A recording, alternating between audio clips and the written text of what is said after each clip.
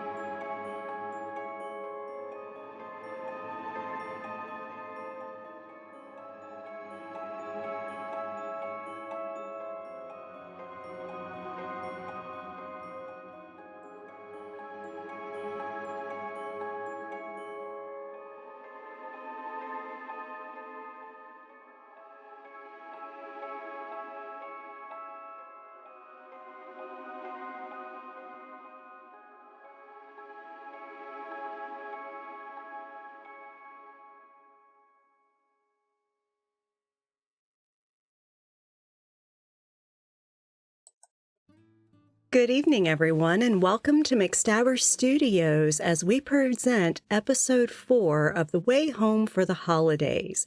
This is going to be an emotional conclusion to this miniseries story.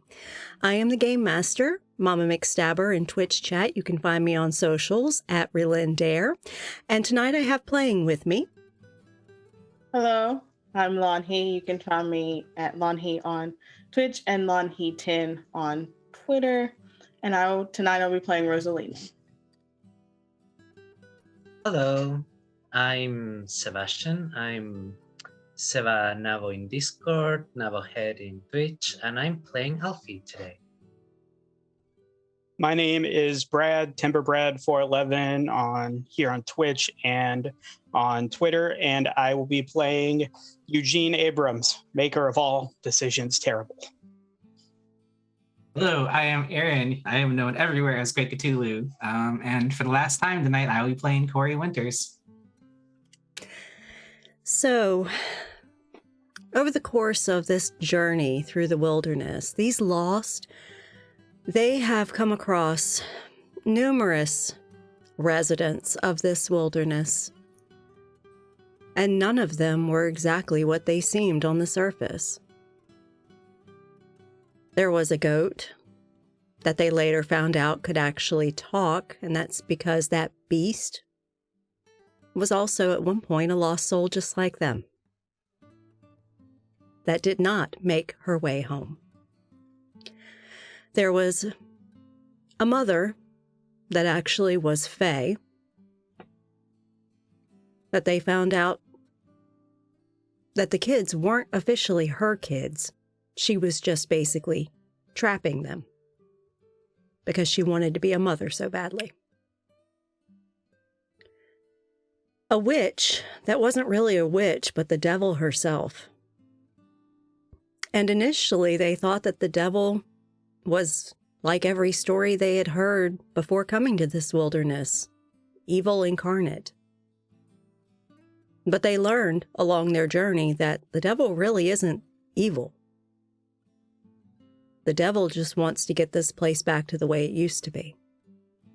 A place where lessons are learned for folks that are trapped in limbo and have a chance to return to life a better person.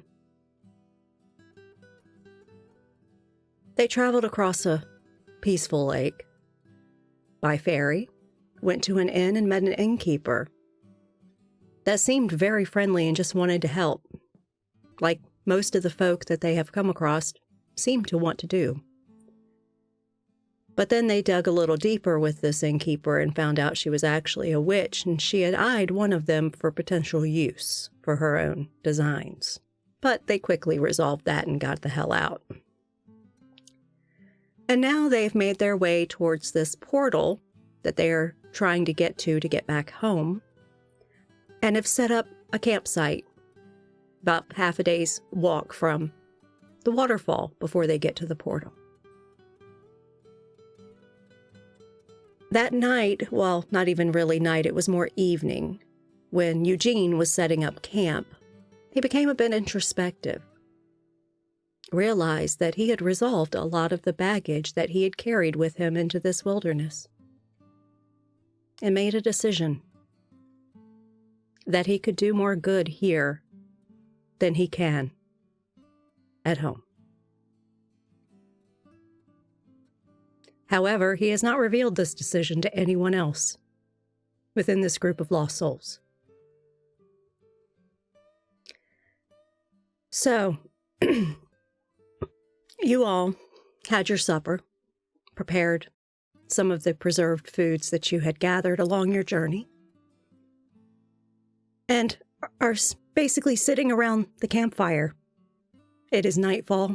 You hear, noises in the forest. Crickets. Owl on occasion. Hooting. Nothing abnormal, nothing sounding dangerous, and you're sitting around a campfire before turning in for the night. Is there anything you would like to do before going to sleep?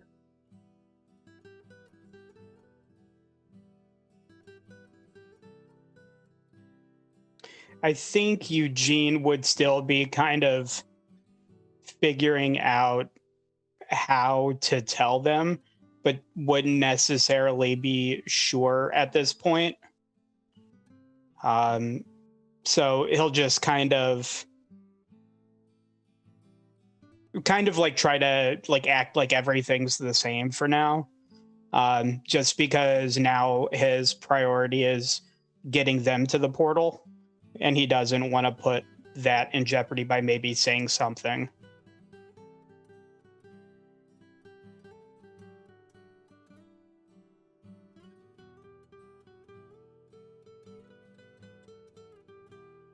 Would like to look at the stars a bit, actually,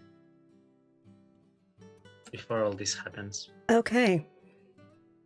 So what I'm going to ask you to do is roll 2d6 and add your ignorance. Okay. Because you are observing the stars. That's a 7. Okay. As you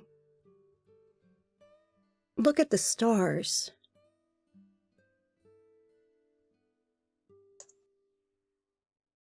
your eyes start to lose a little bit of focus. It's like you're kind of lost in thought while looking at the stars. And what you see, and with your unfocused gaze at these stars, is some of them seem to be clustered together in a way that looks like a book.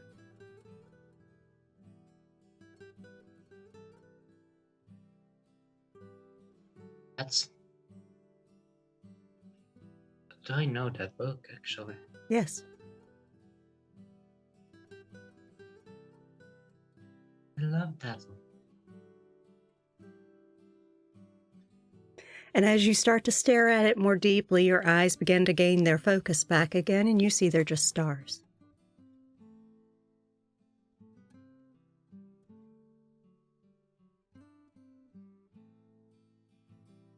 he's going to remember like reading in class for the whole class in front of everyone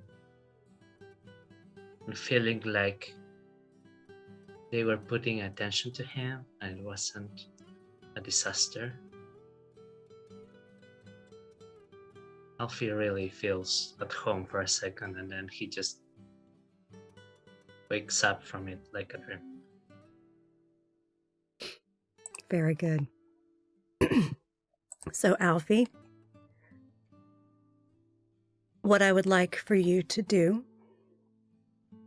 with that boost of confidence, check off a progress mark on your sheet. No.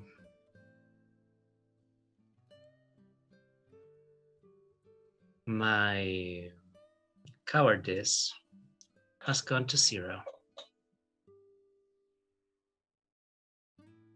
And as you let this emotion pass over you and realize that you actually have some strengths,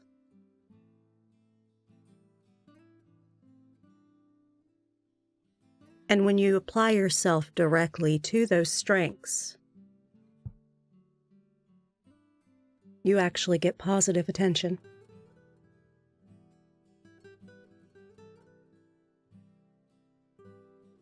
You realize that book reminded you of home.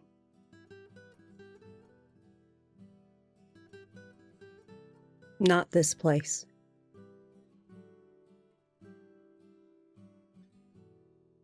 You have a decision to make. Are you going back home a better person?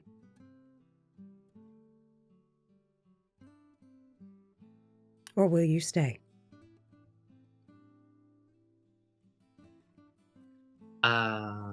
Like feel of positive, like coziness reminds him of mom. Mm-hmm. Mom bought me that book. Actually, mom taught me to read that book. I think of Lucy. Alfie thinks of Lucy, briefly wondering she's too lonely out here, but he feels that she has taught him. She doesn't need him, actually. She is wiser than him. And he feels he needs to carry that home. Alfie's going home. Excellent. So your decision is made, and with that, you have a renewed sense of purpose. Remove 1 despair. I will.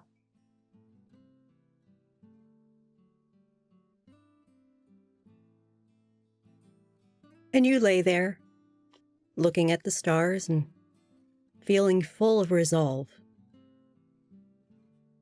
that you know you're going to make it home, no matter what it takes.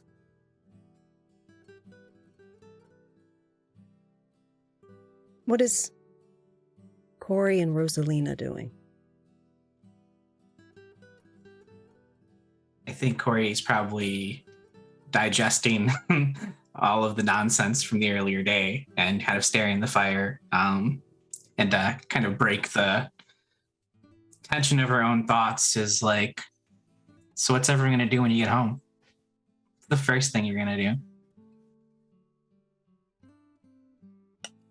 When I get home, I'm going to call my mom and settle some things I need to and go back and be with her and my sister.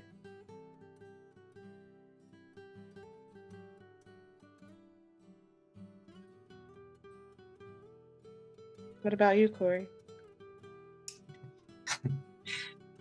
Assuming I'm still in one piece, go apologize to someone I care about.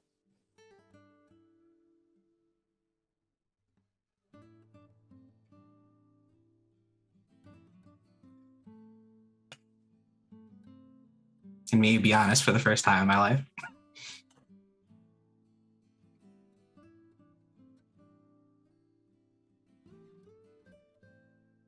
What about you, Alfie?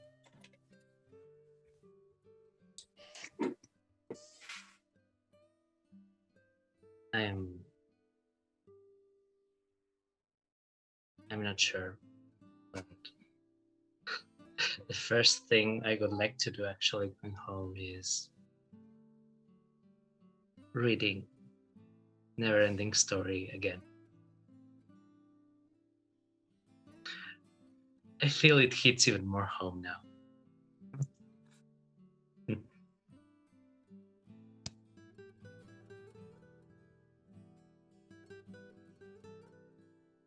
You're up, Eugene.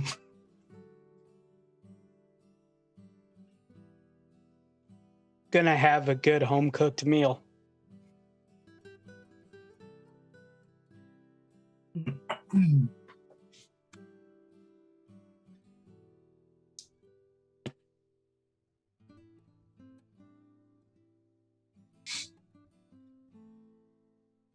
We're almost there.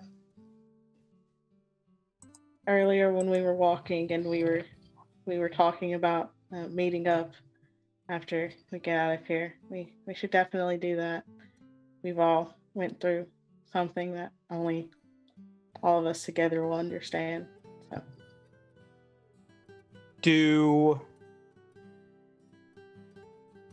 Do you think we'll remember each other?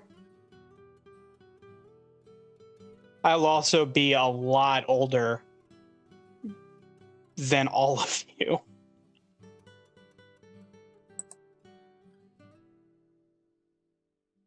I mean, I don't think any of us really knows how this works, right? I should ask Lucy before she left, but I don't know if she would know, right?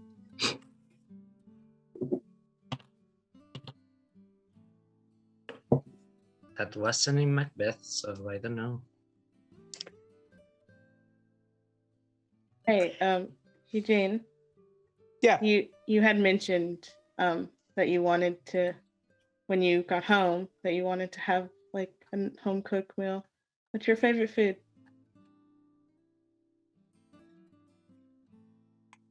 Biscuits and gravy. Mom made them for me every weekend.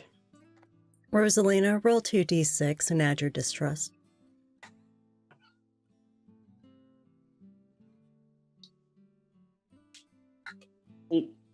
8.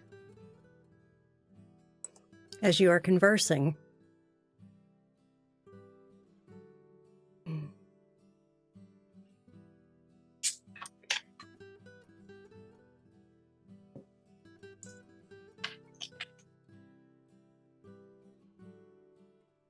okay, so you got an 8. You need to tell a lie about yourself in regards to this conversation. And then choose one of the options for converse, which is take -1 on your next despair roll, which so far we really haven't rolled much despair in this game.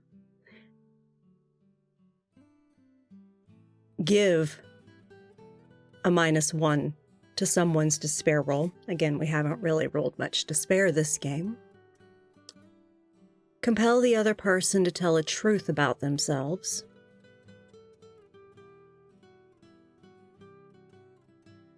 And then the others are related to wild, which Eugene is not.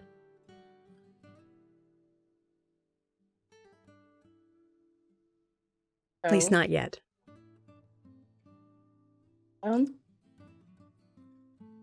Since you're sharing what your favorite food is, I guess I'll share mine. So when I was little, my mom made this very delicious soup. Had lots of vegetables, and I think it was rabbit. But I just want to eat some more of that again. And I will compel him to tell the truth about himself.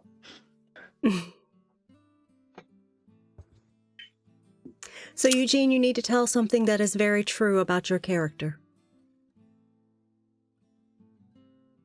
You can choose what truth it is, but it has to be true. Because I've been carefully choosing my words up until this point. Yes, you have.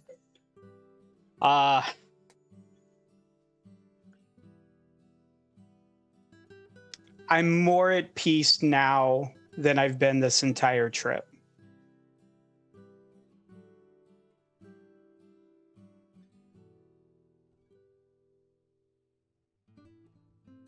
Get that. We're close to going home, so it's understandable. Rosalina, add a progress check to your sheet.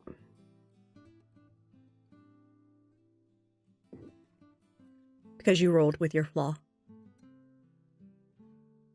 But you know he was very honest with you with that statement. That you don't have to distrust that.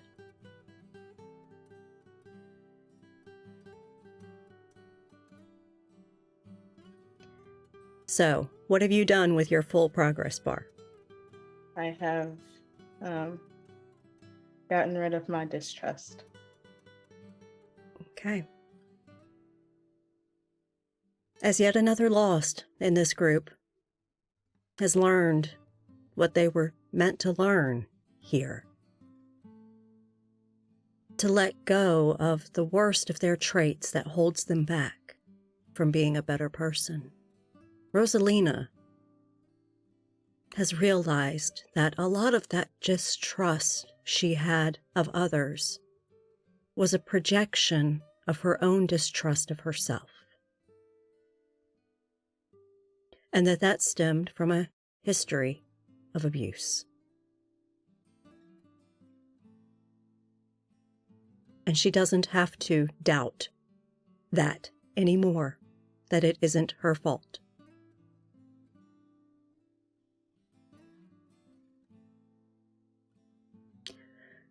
So now that you know what you've experienced in your life and how it had shaped you, you are filled with a sense of confidence in yourself.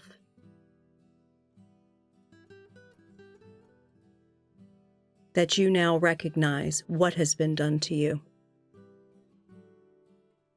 And you will forever be able to put up a boundary against that in the future. It's time to take the gas lights out and put out the electric lights.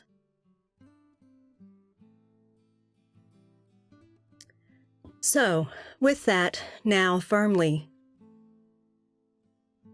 honestly making you feel amazing.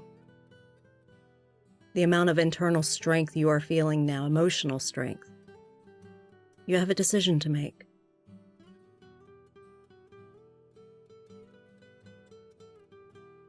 Do you want to go back home and see your mom and sister and tell that asshole boyfriend to fuck off?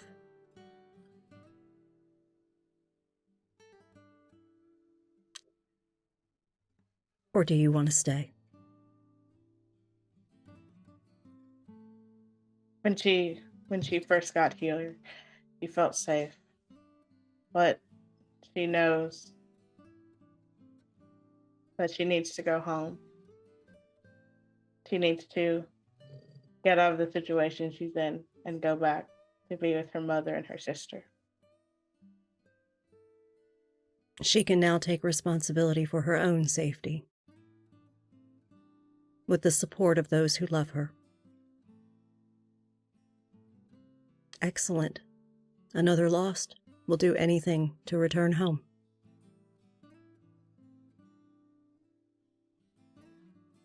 So as the conversation winds down and the moon starts to move across the sky a bit, folks start getting a bit tired and they bunk down for the night. There is shelter from the canvas tarp.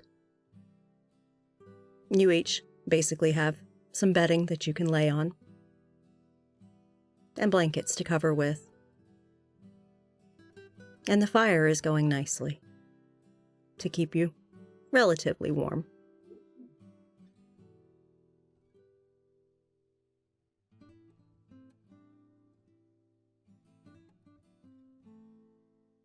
And as the sun starts to rise over the mountains, just a ways away, you start to rouse. You pack up your camp.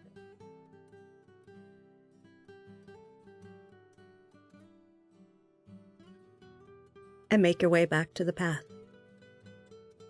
towards the waterfall.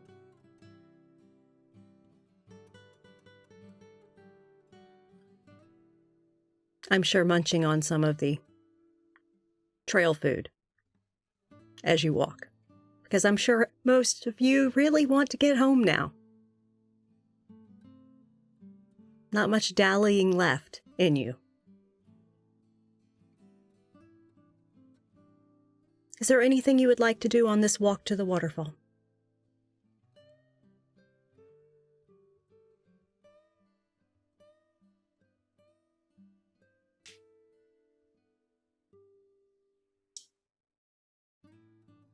Ooh, Oh, I almost forgot. You hit a bear with a skateboard?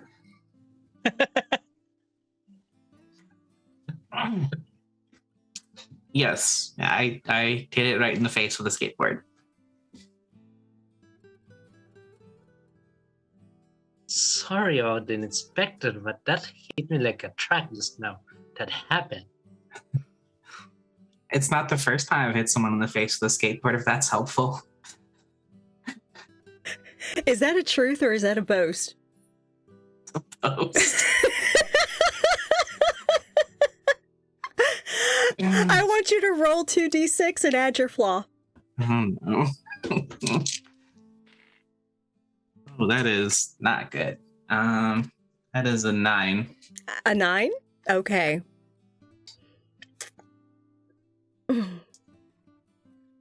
You start to stammer and blush. And then you back away off the path a bit into the woods.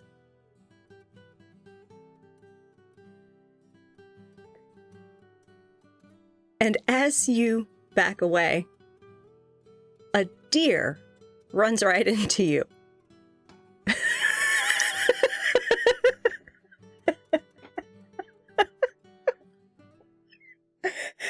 It looks at you and is startled, and then it runs off. But with that, you have been hurt. Indeed. Mm-hmm. So you're going to roll again with your flaw.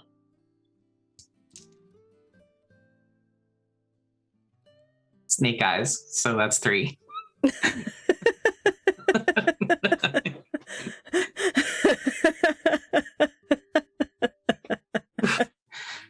Go ahead and check your progress bar, but you are going to basically faint. Okay. Because it startled you so much.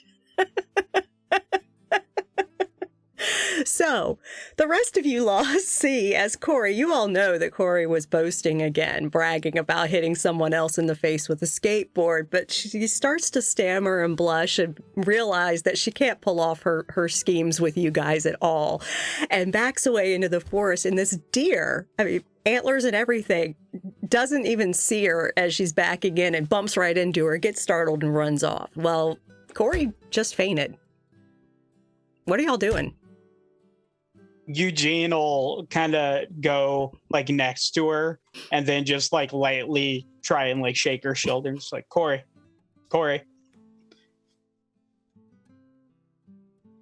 Yeah, he'll do that until she wakes up. Okay. Corey, you're not like knocked out. Yeah. So all the excitement just went to your head and you went, Okay. Yes, the color drain. yeah. Funnel. Yeah, exactly. Got it. And, hi.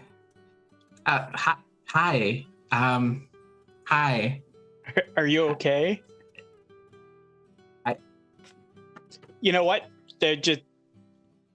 you're not bleeding, so I think you'll be fine. And he'll help her up. Because he doesn't want to give her the chance to faint again. Yeah. As you get up, Corey, what is it that you did with your full progress bar? I dropped my cowardice to 0. So you are no longer as insecure. You realize you don't have to lie about your deeds. Yes, you did. Cold cock a damn bear right square in the fucking face and stunned it. You're a badass. You don't have to boast. You're just capable in a pinch. So with that newfound confidence, realizing that you don't have to elaborate and make yourself bigger than you are, because you're already pretty damn awesome. You have a decision to make. Are you going to go home and apologize to that person you feel like you need to? For all those boasts and lies?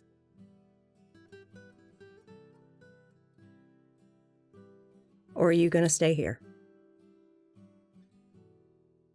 and cower from your truth? I think, despite fainting,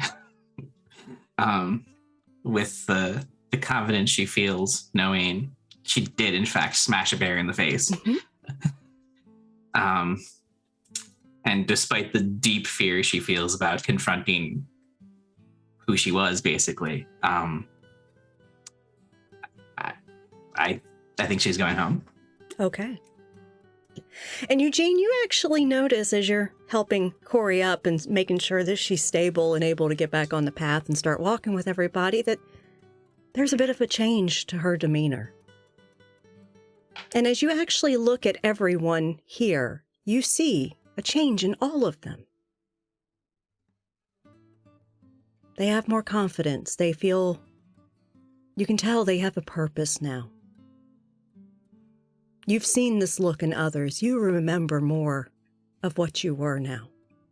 With the decision you've made, you remember you were a soldier. You've seen that look of purpose.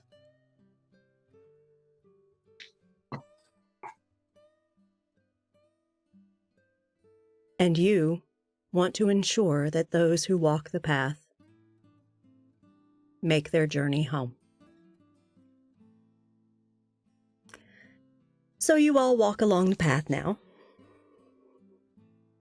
and end up seeing, you hear it first before you get to it, but you come around a bend in the path and you can actually see the path is starting to get a little less worn as you get closer. Obviously not as many folks have made it this far, at least not in a long time. And you come around the bend and there in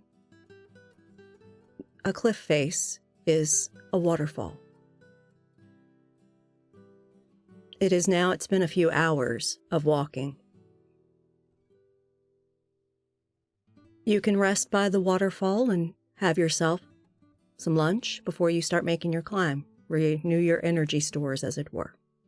Because you can see the climb up, based on your map, where you need to go. It's a heck of a climb. It's going to take a few hours. So would you like to sit and enjoy the waterfall and have some lunch?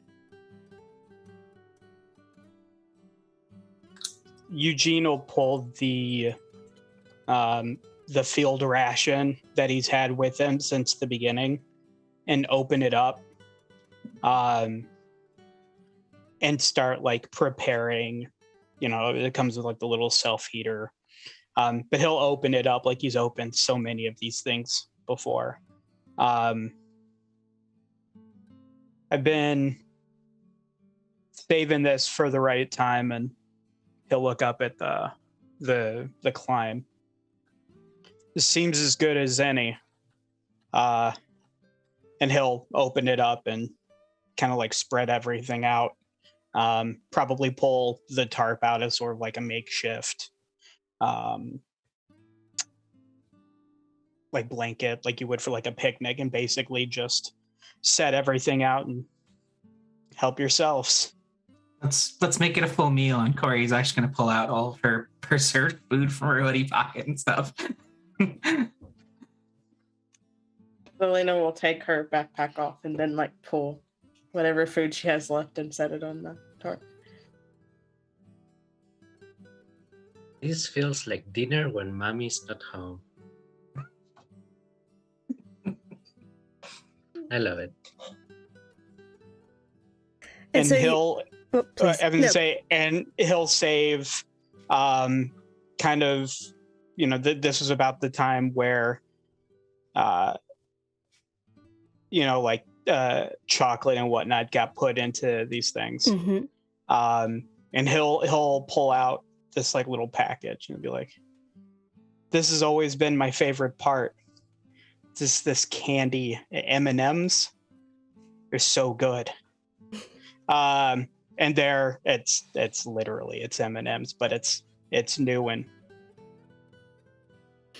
amazing to him. Mhm. If only we had an adult to buy us some beer and cigarettes, this would be perfect. We have a grandpa. I don't know if that's gonna help right now, if I'm being honest.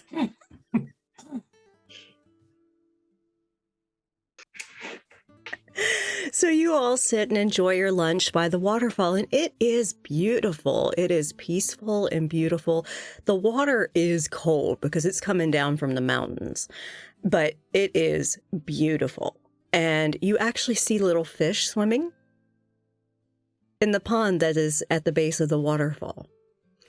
And it is just, I mean, it takes your breath away how beautiful it is.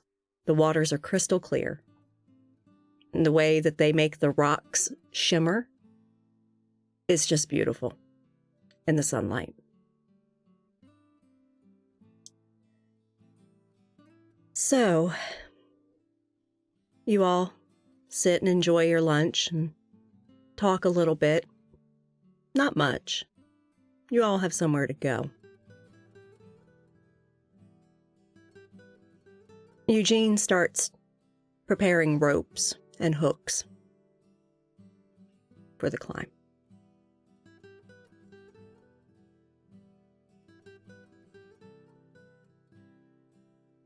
You all pack up things back in your bags and help Eugene carrying the climbing gear to the cliff face at the base of the mountains.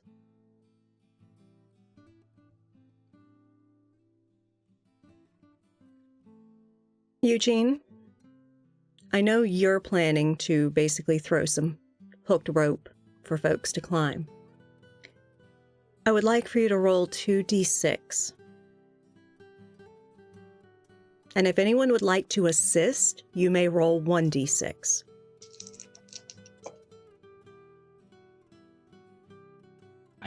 I got a 1. I got a 2. I got a 5. Thank God no assists. Okay.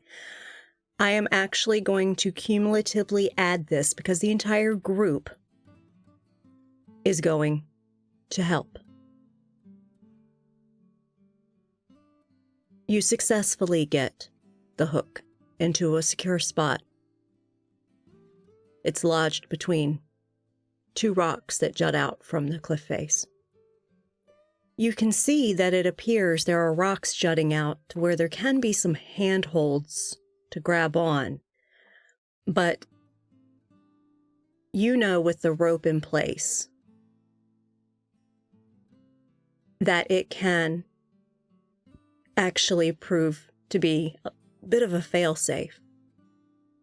You can tie it around someone's waist, and that way if they fall, they don't fall. So who is going first? I will go first. Rosalina steps forward to you, Eugene. obviously ready to go.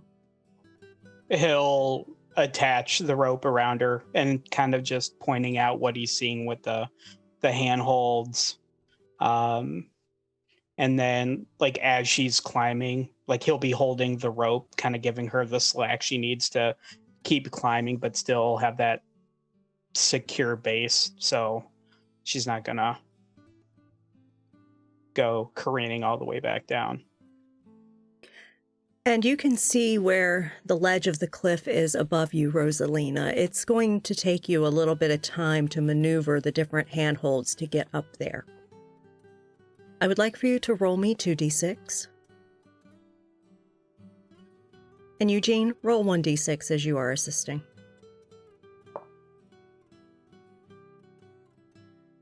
Got a 7.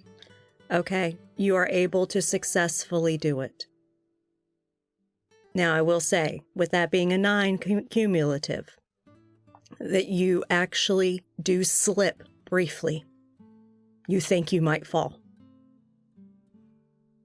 But you are able to actually secure your hold just before you do. And you make it to the edge of the cliff, climb over it, and there, on a flattened area with the mountains ahead of you, you see a shimmering portal about 50 feet in front of you. It looks almost like an old antique mirror, but it's larger. Big enough that a person can walk through, most certainly. You untie the rope and toss it back down to Eugene. And are you going to wait, or are you going through the portal? He's going to wait. Okay. Who's next to go? Corey's going to step right up. And Eugene will do the same thing, just kind of like securing or helping secure the rope around him. And then same thing, kind of, saw Rosalina do it. And I think at this point, Eugene would say, conquer it like the bear. I got this. And that is not a boast. So, Corey, I want you to roll me 2d6, and Eugene, roll me 1. That is a 6. Okay, with a 7, you actually have a similar experience to Rosalina. You are able to successfully climb, but there were a couple spots where it seemed a little slick, and your foot started to slip. But you were able to catch yourself. I'd like to, wherever she slipped, she's going to take down her skateboard and jam it into the rocks so that there's a sturdier foot rest. Perfect. So now you've made it a little bit easier. I will take that into consideration for the others. So you've made it to the top. You see Rosalina standing there just a few feet from the edge, facing what looks like an old mirror, very large one though, that obviously bigger than a person, that is shimmering iridescent colors. And she's just staring at it. You untie the rope from your waist and toss it down to Eugene. Do you approach Rosalina? Yeah, I'm going to put a hand on her shoulder like, hey. Hey. You good? Yeah, I think we found it. I mean, if I had to pick what a portal was, that's it. All right, so Eugene, you have the rope. Alfie, are you going next? I go close to Eugene and I say 2 things. 1, I am a nerd. I don't know how to do this. But 2, no one asked you this, but I thought about it. So you're good at climbing, right? You're the only one that's going to do it without an Eugene. I've done it before. I mean, you're the badass of the group. I know that. I had to ask. Like, It's weird to just expect you're going up. So yeah, please help me. Mm-hmm. Didn't even have to ask, and he's like helping him tie the rope around himself, doing the exact same thing, pointing out where the handholds are, pointing out where Corey kind of jammed the skateboard in there, and just like reassuring him that, you know, you can do this, Alfie. All right, so how I'm going to now make this is it is a little bit easier to traverse this climb now with the skateboard in the place where the handholds don't stick out as much. Okay. And you are now going to roll 2d6, but you're going to add 2 to your result. And you will roll 1, Eugene, for helping. We go. That's 9. With the added 2? Okay. That's an 11. 11. Okay, so with the 3 combined from Eugene, you are actually able to traverse this cliff face with the handholds and the skateboard with ease. It does not trouble you at all. You're able to make it up. And once you clear over the edge of the cliff and actually get yourself pulled up to where Corey and Rosalina are, you see them standing. Corey has a hand on Rosalina's shoulder, and they're facing towards what appears to be a large mirror-like object that is shimmering in iridescent colors. You untie the rope from your waist and drop it back down to Eugene. I would, before he actually would have like completely gone up, Eugene would have said to him to keep the rope up with them. Okay. Or their end of the rope, because if I'm climbing up, there's 3 of them that can hold on to it. Okay. So it's basically like the rope working in reverse. That's fine. So you actually keep the rope on. You do not move towards the others yet. You know that Eugene is coming up after you. So would you like to ask the others to come back to you to help him? Yes, Alfie will say, hey guys, it's beautiful and all, but Eugene is climbing up. Like, he needs 3 hands, maybe 6. Oh, yeah, sorry. Yeah. Not every day you see a magic portal. Okay. So Eugene, you are going to climb up. Yeah. Okay. And you're going to roll 2d6. The 3 of you are going to roll 1d6. Now, with this skateboard, you're going to add 2 to your result, Eugene. Okay. So I got 8. Okay.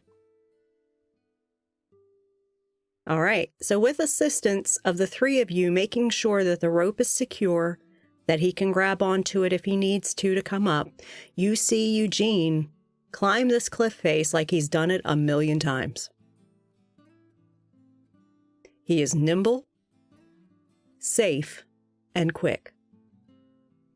And he makes it up. I think Eugene would make a note to grab the skateboard on his way up. Okay. Okay. So you do. You grab the skateboard and take it up. And the scene is yours now, standing before this portal.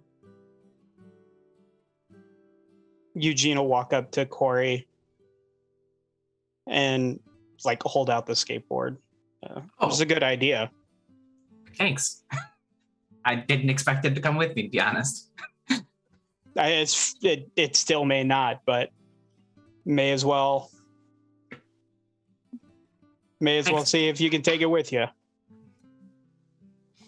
Check this shit out, and she'll point over her shoulder to the portal. And Eugene will see it, and I feel that this would be. I mean, they've already seen some weird ass shit here. I would imagine this would take the cake though, and it would just be like eyes like saucers and mouth kind of like drapes open, and he's just like. Yes, as you move a little bit closer to it to further inspect it, you see the frame of this large mirror is actually golden. And it has figurines made into the frame. that appear like angels holding it.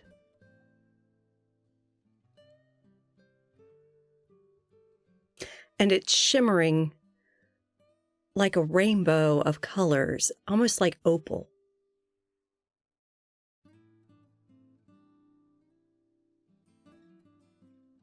Does anyone dare touch it? Corey does. Okay, well, where you actually reach your hand to touch the surface that is shimmering, your hand goes through it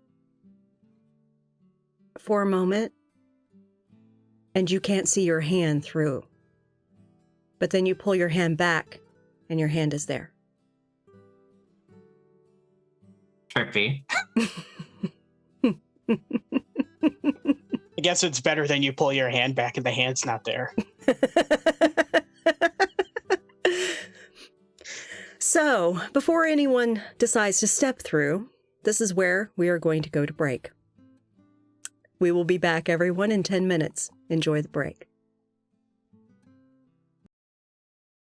And we are back. Thank you, everyone, for hanging out with us during break. We went behind the scenes and did a little bit of plotting for this conclusion. And let me tell you, hold on to your seats and grab some freaking Kleenex, because you're probably going to need it. All right, so Lost, we pick up with the four of you standing before this large, fantastical-looking portal. It is mind-blowing how beautiful it is. With the sun now coming from the west, it actually glints off the gold from behind you. And it looks so warm with that glow. And the surface itself is shimmering like opal with rainbow colors. And you saw Corey stick a hand in. Couldn't see the hand through the surface and then pull it back out, and it was still there at least. Didn't take the hand.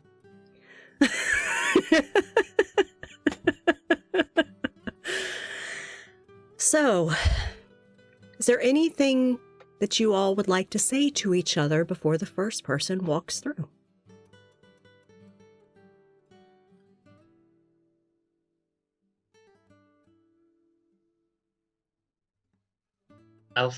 Sorry, go ahead. Go for it. I had a question, so Alfie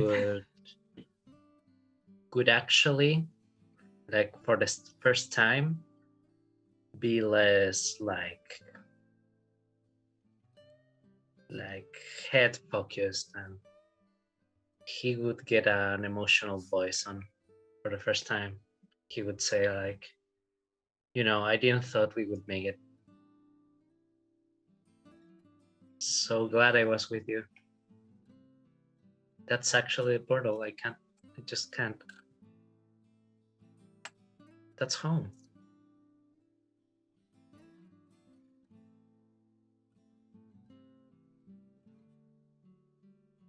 Thank you, really.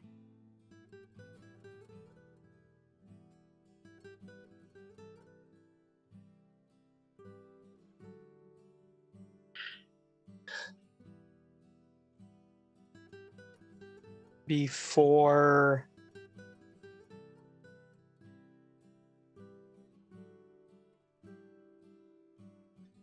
I'm really glad I met all of you.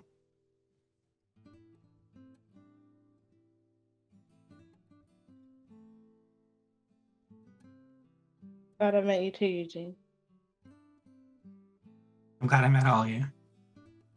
I definitely would have made it here without any of you. Yes. How wide is this portal, by the way? Could we feasibly all walk through simultaneously? No, it's wide enough that a large person could walk through, but not a line of people. Okay.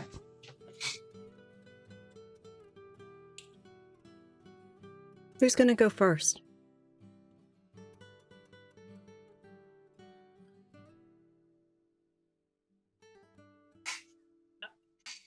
Alfie would look at you all.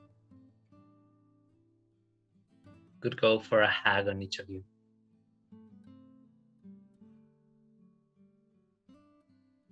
Eugene will return it and like give him a pat on the back.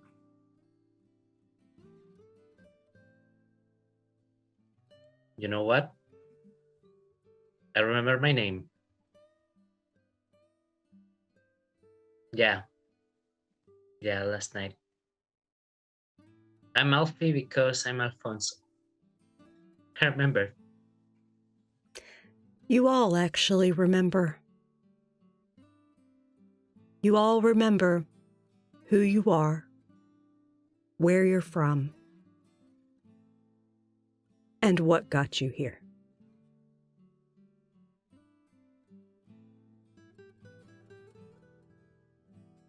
Being as close as you are to this portal that'll take you back, you all remember.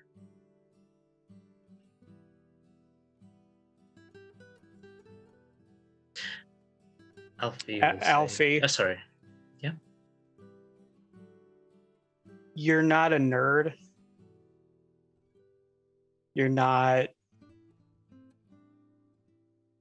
You're braver than a lot of soldiers I've known. Don't be so hard on yourself.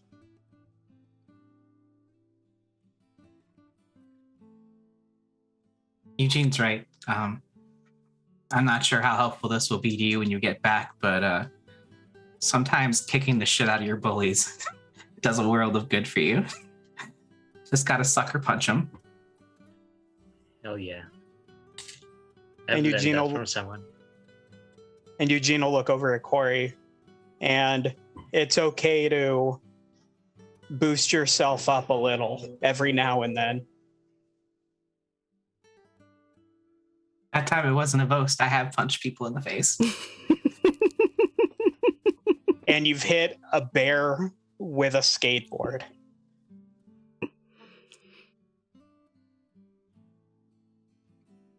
I think before we step through any of us, let's. My real full name is Corey Ann Winters, but please, let's keep it Corey for talking to me. But when we need to find each other, that's my real full name. Where are you from? I'm just outside of Seattle, Washington. Oh, So since I know we're from different times, circa 2005.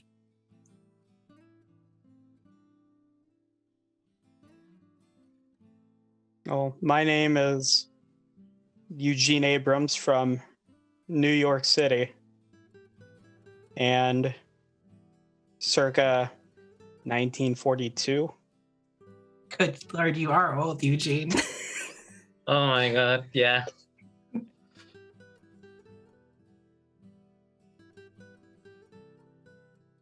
Well, my name is Relynn Gomez. I live in New York City. Haven't been there long, but that's where I live. Circuit 2017. Oh, I'm gonna be old too. And then, Well, like, at that, Eugene will just kind of like do the little playful punch to the arm and just be like, welcome to the old person's club. Corey's old too. Well, I'm old too. My actual name is Alfonso Avellaneda. I'm from LA. And I remember the year actually. 1994. Wow. You're all babies. Yes, we are. So now, knowing who you are and where you're going back to, each of you, who's the first to step through? Knowing that you can look these people up, maybe reconnect.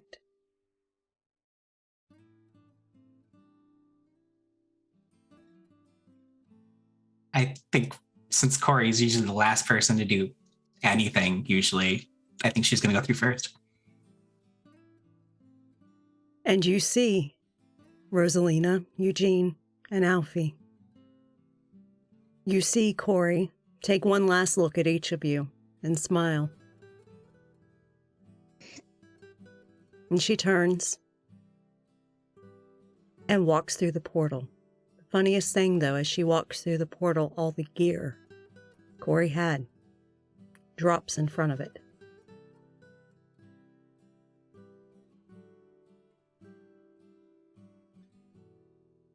Well, I guess you can't take it with you.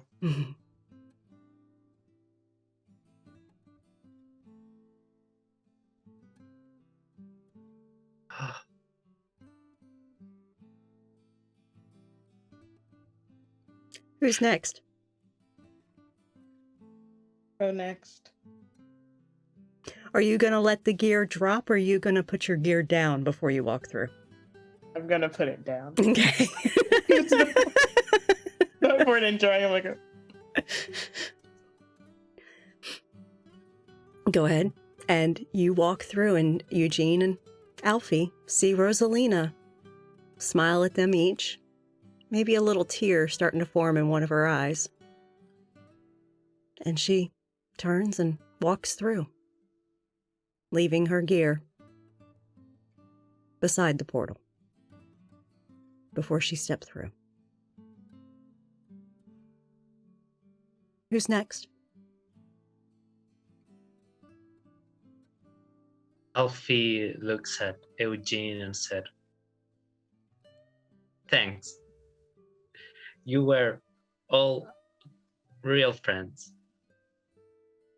I have to find some of my own in my time." It should be easy. You're likable. Thank you. No one has said that to me, actually. And Eugene will kind of like give him one of those like sort of like brotherly hugs and sort of like walk with him towards the portal. Do I get a weird feeling? Mm-mm. Okay. No, not until he pushes you in.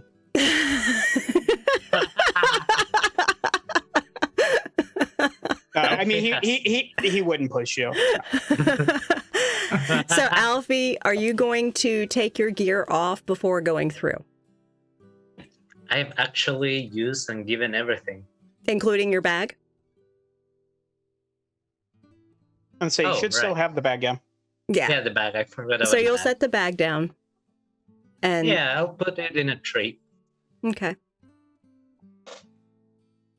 And you walk through, and Eugene sees, as he gives him one more pat on the shoulder, Alfie looks and smiles at him with a big old beaming grin. And he walks through, leaving Eugene standing before the portal. As soon as Alfie would get through, I think that would be like the last. I think Eugene would, like a few tears would come out. Because I think he feels conflicted that he didn't say anything, but at the same time doesn't know what is on the other end. So he's not necessarily sure if any of them are going to remember him or anything that happened here. But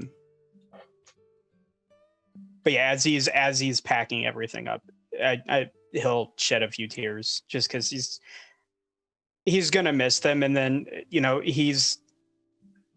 I think he's come to terms with the decision he's made, and I mean he's at peace with it, but it's still, he knows that's not going to be something he'll ever have. He made his choice. Mm-hmm. So you pack up the gear, grab the rope, and start working your way down from this portal back to the path. Where do you plan to go once you get back on the path? Well, Eugene has a promise to keep. And so he would head back to the diner. Mm-hmm. To the inn. Or back to the inn. Mm-hmm. And he would sit down for A meal there? a home-cooked meal. Okay. Well, it's going to take some time for Eugene to work his way back there. So while he is working his way back, it'll be nightfall before he makes it there, for sure. The first one to step through was Rosalina.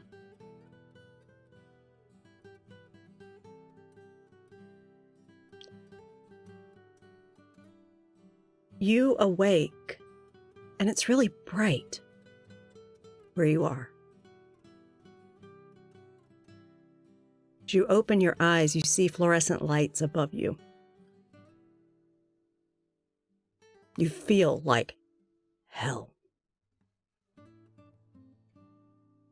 You hurt. And there's a button attached to a cable in your hand. But you feel a hand grab yours. Rosalina! You awake? Yeah. And it is your mother. Hey, Mom. My baby! And she reaches in and she hugs you. It hurts, but at the same time, it feels really good. You gave me such a scare. I came right away. They called me, told me you were hurt. Sorry. No worries. You are here. You are safe. Hey, Mom. Is it okay if I come back home for a little bit? Of course. Of course. I told you not to come to this city anyway. It's full of devils. I know that now. You can come home, but first you got to get better. Your sister will be here tomorrow. Hey. And hey, Mom. Yeah. I love you. Oh. And she takes a hand and strokes your cheek. I love you too. Always. Always. And I told that boyfriend of yours to get lost. He's an asshole. Yeah. He came by here. I told him get lost. This is a family affair.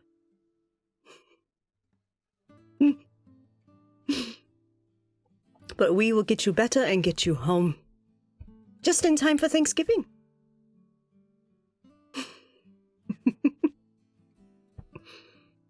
I love you, baby. Love you too, Mom.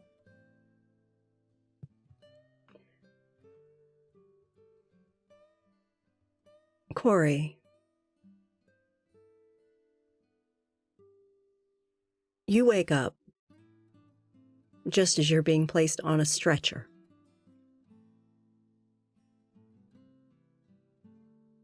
And you see paramedics putting you on the stretcher. You see the kids from the skate park on both sides of the fucking street. You look to the side and you see the car that hit you.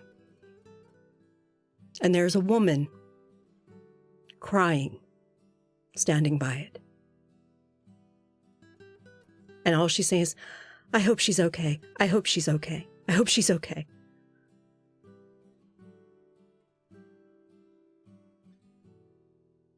And one of the paramedics notices as they're wheeling your stretcher towards the ambulance. Oh, you woke up. I think if they have a heart monitor attached already, it probably spikes when she realizes what's happening. And you can't call my parents, okay? It's not safe. Just please admit me. Understood. And then she's just gonna drop back. Mm-hmm. And they roll you into the ambulance and they take you to the local hospital there just outside Seattle. You are processed through the ER first. Seen to be stable, but you have some injuries. You actually have a broken arm. And definitely lots of bruising, some cuts. But when you tell them that it's not safe, and the paramedic does report that, they actually do admit you. And you have a visit from social services.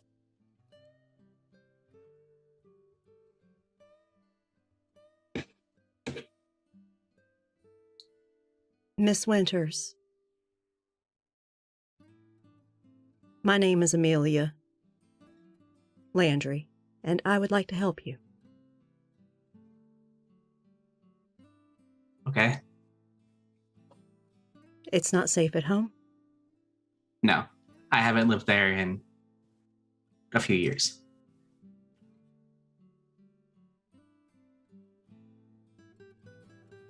How old are you, Miss Winters?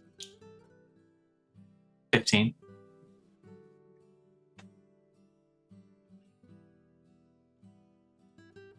I will do everything in my power to ensure you have a safe home.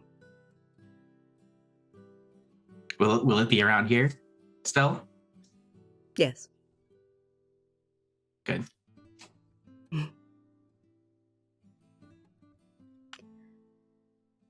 As a matter of fact, someone has already stepped forward to offer their home for you. Who? You see her. Come on in. And in is the girl that you like. And her mother.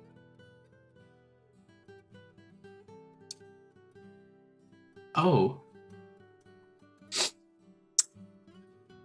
Hi. Corey, you scared me to death.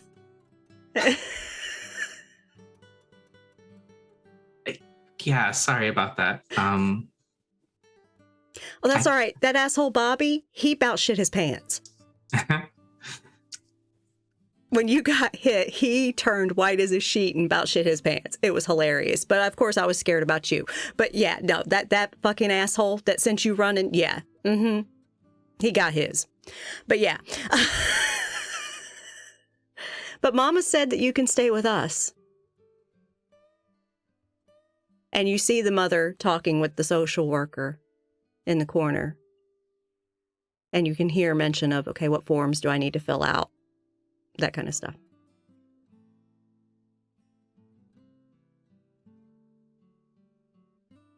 She's gonna reach out her hand to try and grab hers. And she comes closer and takes your hand. He was right about everything he said. That's why I ran. And she leans down. I don't care. Cool. I just like you.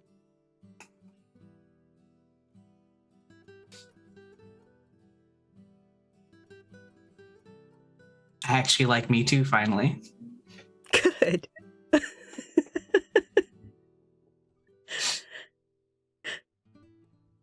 So you're going to come home with us once you get out of here, okay?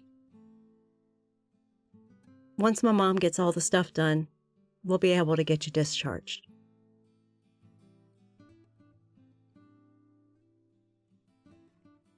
Thank you for everything.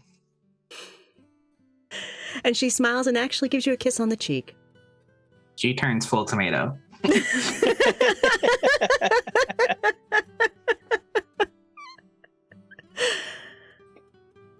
Alfie, you wake up in an emergency room. Your stomach feels like absolute hell. They have pumped you.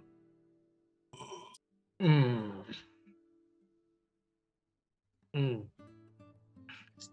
hand. A nurse walks in. Oh, I saw a change in the monitor. I wanted to come in and see what was going on. Oh, you've woken up. Good. We thought we might have to put you in the ICU. Feeling like hell? Yeah. Well, the case manager will be in here now that you're awake and talk to you about community resources to help you get off that shit.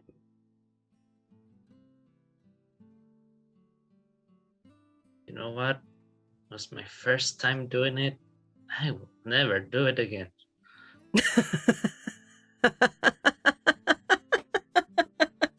And that nurse, she cackles a bit.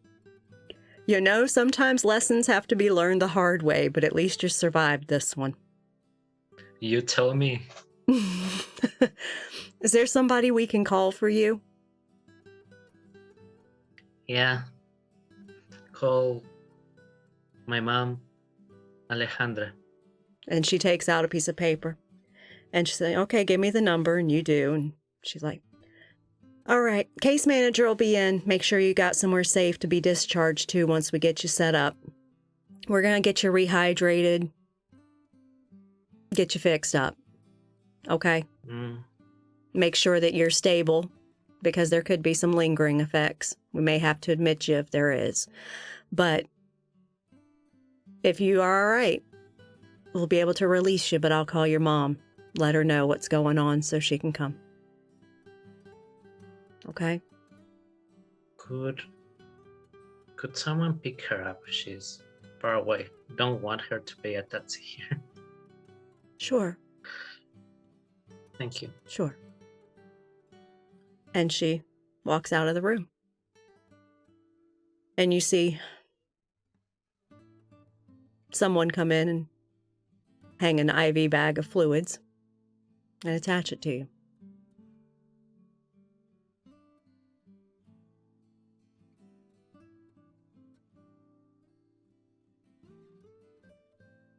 And then, you know, your mom will come and you'll be able to go home with her.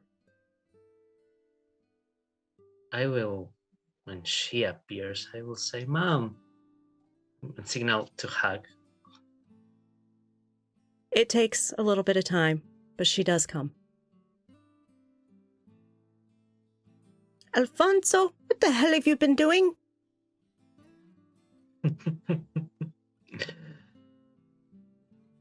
I've done a couple bad decisions. She puts both hands on her hips. I'm Have you sorry, learned? Mom. I've learned a lot. Like, so much. We will see. And she takes you and hugs you and kisses you.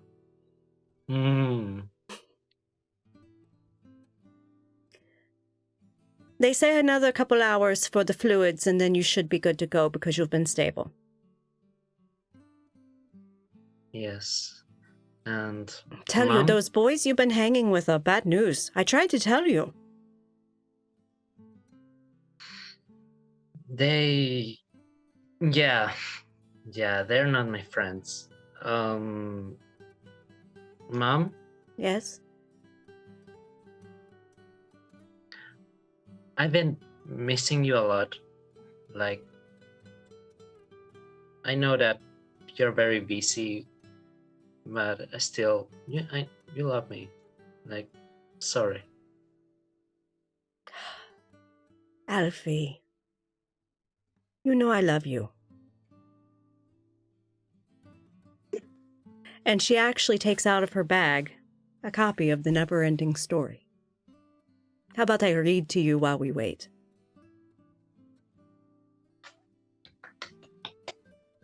Please. And do the voices. Of course I will. Of course. I love your dragon voice. Rawr.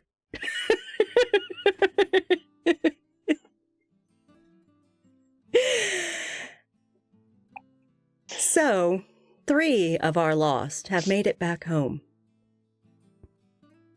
They were in situations that were dangerous and nearly cost them their lives. But they learned some hard lessons in this wilderness and were able to go back home to be with those that loved them. and hopefully they can be better people. Eugene has made his way to a diner. But in New York City, Thanksgiving Day, 1942,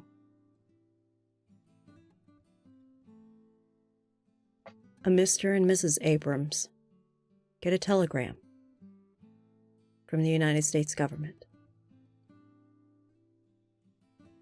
saying that their son was killed in action.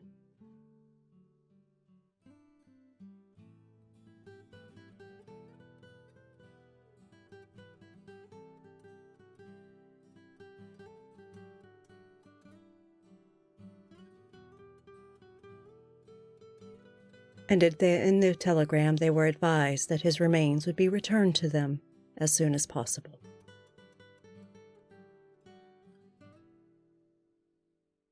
Eugene, as you enter the inn, the innkeeper smiles at you.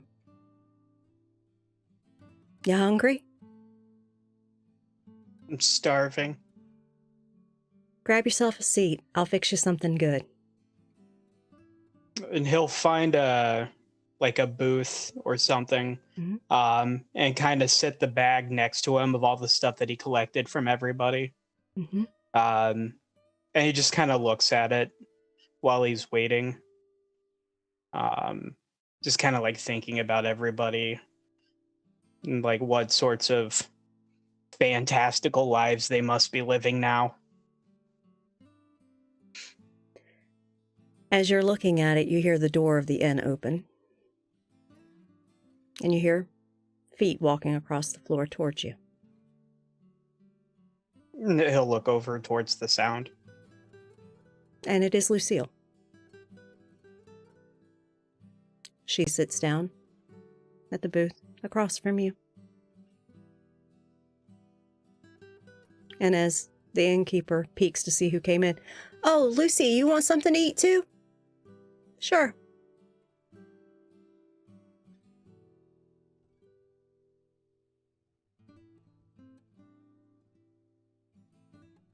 He got out. "Good, They all did. good. You made your choice." I think it's better for me here. She actually reaches out a hand to you and takes your hand. "Yeah. I felt that way too."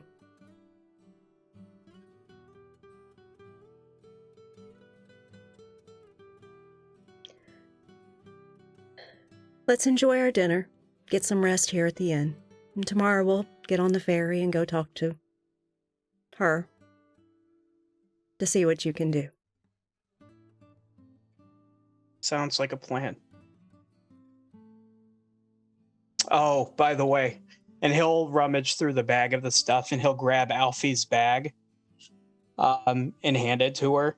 "Ah, I figure you might want this. thank you. Thank you.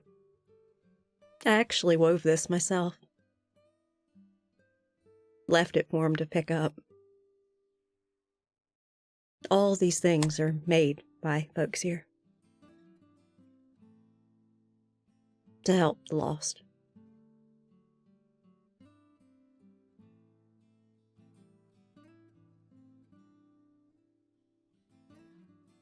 I'm sorry you didn't feel like you had something to go home to.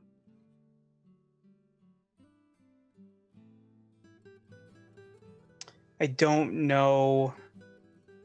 I had everything to go home to.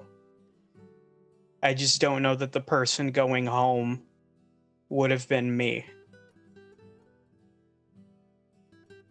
I understand that more than you will ever know.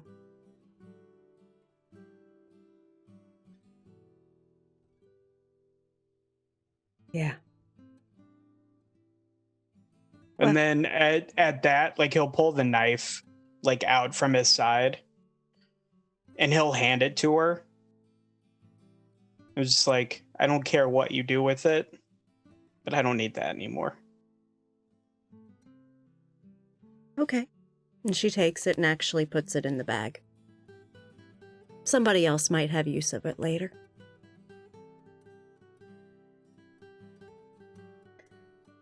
And your dinner gets served, and it is a hearty meal of ham and vegetables with some biscuits on the side. And I feel like instinctively Eugene would kind of like go over to hunch over like the food like he usually does, but then just kind of like stop himself and then just sort of like force himself to like sit up straight and take his time because the food's not going anywhere and neither is he. It's just actually sit and enjoy the meal and take his time. And you and Lucille have a pleasant meal. And then you both get rooms for the night at the inn.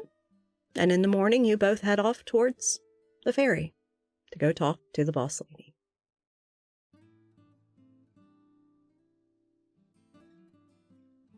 Which of you three, once you got home, looked each other up?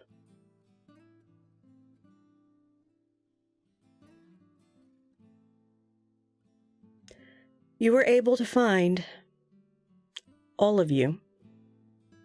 But when you found Eugene, there was a link that took you to a military death record for a U.S. Army private, Eugene Abrams,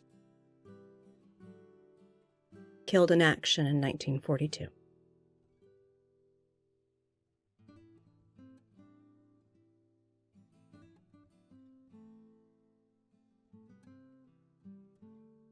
I think when Corey finds that, she does a literal table flip of whatever computer she's on.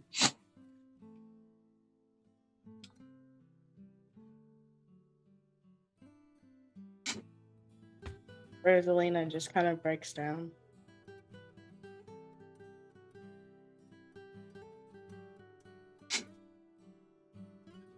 I'll figured go out for a walk and think and imagine in his head everything he went with him. Remember him. I think Corey bides her time until she reaches Rosalina's timeline. Yep. Yeah, and basically the search would have to be at a time when everyone was around, so it would have been a few years out for some of you. But I'm an adult. Yeah. And actually, you all email each other back and forth and set up a time to meet. You're all going to meet up in New York City. You had the idea to pay a visit to Eugene's grave.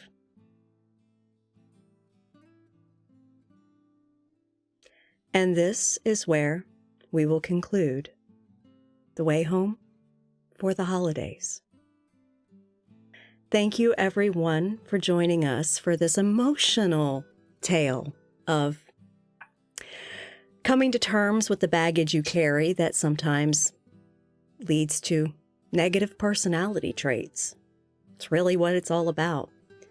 And this was an emotional story. I mean, my whole table's crying, y'all. But I love you all. Love you. Everybody good? Everybody good? We okay? Okay.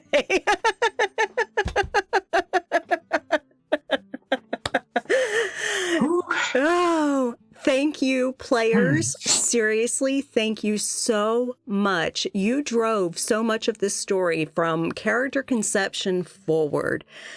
I really didn't plot anything. I just kind of went with what y'all were going with and occasionally threw some ideas at you to see if it would take. And y'all did brilliant. For real. Couldn't have done this without you. Seriously. And if you have enjoyed this game, for real, come hang out with us in our Discord because I cast this table from our Discord server. I basically put up a casting call in the casting couch, took applications, casted my table from the community in Discord. Join us there. We also hang out a lot. We do great fun stuff together. We are a fun bunch. You want to hang out with us in Discord. And for real, if you love the content that we have done here, consider giving us a follow. If you would like to subscribe, you can. If you have Amazon Prime, you can get a free subscription per month, and you might consider giving it to us. Also, if you enjoy the role play that my players did, you can give them bits or a donation. And if you would like to support the studio itself, we actually have a Ko-fi now where you can support the studio itself if you would like to do so. All bits and donations done for the players is distributed equally amongst all at the table, except for myself and Shanky when he runs games. So, y'all. Okay, players, for real, did you love it? I had a blast. Yeah. It was amazing. You're all amazing. Yeah. My God, it was fun. Yeah. If you have missed any of the episodes of this series, you can actually catch it on YouTube. There is a playlist for The Way Home for the Holidays on our YouTube front page. You can see it there. We also have other back content there. We have our Windy City, we have Wraith, we have our DC by Night, lots of one-shots and miniseries. We got Mage on there. I mean, all the stuff is there. So you want to check that out. We also have YouTube channels for Haunted Chronicles, which are the Tamshu Run games. He is actually getting ready to start up a new game, which if you were here at the beginning, you saw the promo for. Yes. And then we have the Ishvel YouTube, which is actually the YouTube for Tiss, where she has her archive of her D&D 5e Viking-inspired game, Ishvel. And then she also has London Esoteric Society, which is a Call of Cthulhu campaign that she posts there as well. Oh my gosh, I got so emotionally invested in this. I'm just like lost. I'm like so lost. Check out our merch in our merch store, for real. We've got great merch for our ongoing campaigns. For miniseries and such, we don't have merch for, but we do. I still think I need to make a goat t-shirt though. I need a Lucy the goat t-shirt. Hell yeah. Hell yeah. And I'll buy it. Lucy is greatest of all time, okay? Because she's even helping poor Eugene get on the right path there. But seriously, check out our merch and check out our friends. They do amazing TTRPG content. You want to check out the links in chat right now. Seriously, awesome, awesome stuff. Give some love to them. One of which is actually Ravnos Archon. Brad and I had the absolute pleasure of sitting at his table for Mage. He is an amazing freaking storyteller. Y'all need to go give him some love from the McStabbers. Facts. Yeah, facts. And seriously, though, really, y'all, God, this was so good. But with this being such an emotional game, something I want to tell you all is to take care of yourselves and your own emotions for real. If you are struggling and in crisis, please, please, please, please, please reach out for help. There right now in chat is a number of different crisis lines that you can either call or text. And there's even a link for a website that you can find a crisis or helpline in any of up to 150 countries. So you legit can be pretty much from anywhere and find support if you need it. And please, if you are in a bad situation, if you are in crisis, please get help. Please. Don't become another statistic. Please. Because statistics have moms. Statistics have dads. They have families that love them. So please. And I, Mama McStabber, nicest mean nurse you'll ever meet.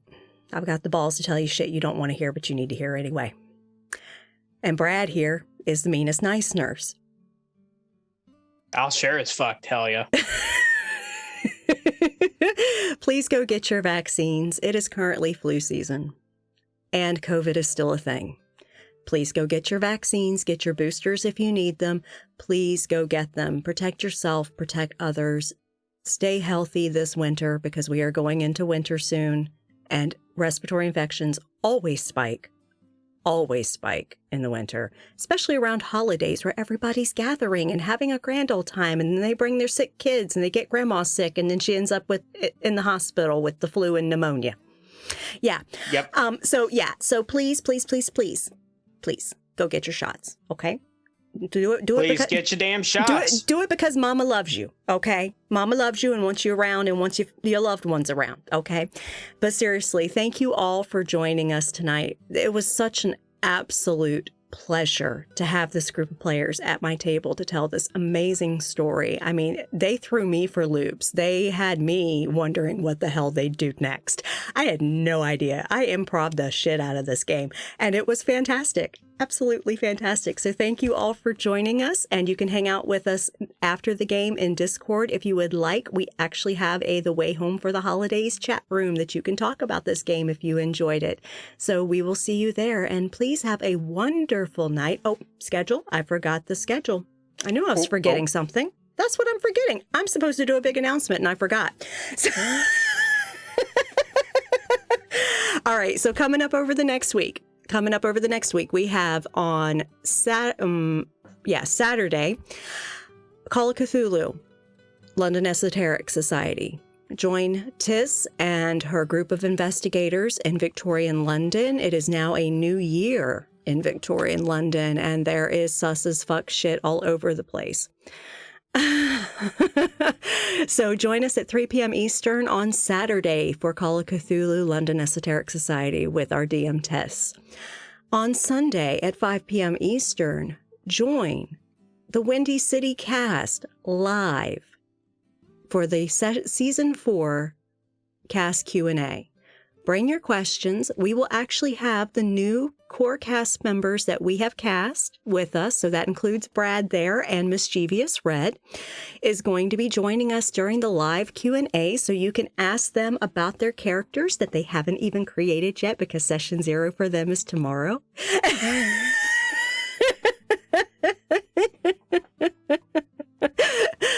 So seriously, join us Sunday at 5 p.m. Eastern to ask us lots of questions about the characters, about the players, about what we enjoyed or what we struggled with during the season. You know, ask us questions about plot. Sometimes Shanky likes to get a little verbose and tell things. So you know what? You might catch him on a good day and get lots of secrets. And then on Monday at 8 p.m. Eastern, the premiere of a brand new campaign run by Tamshu. He is running Tormented Souls, a D&D 5e Curse of Strahd campaign. If y'all have seen Haunted Chronicles, y'all know Tam goes dark. This is going to be awesome. Y'all want to check this out starting Monday at 8 p.m. Eastern. And that's it between now and next Wednesday. So we will hope to see you this weekend. Y'all have a wonderful night. Bye-bye.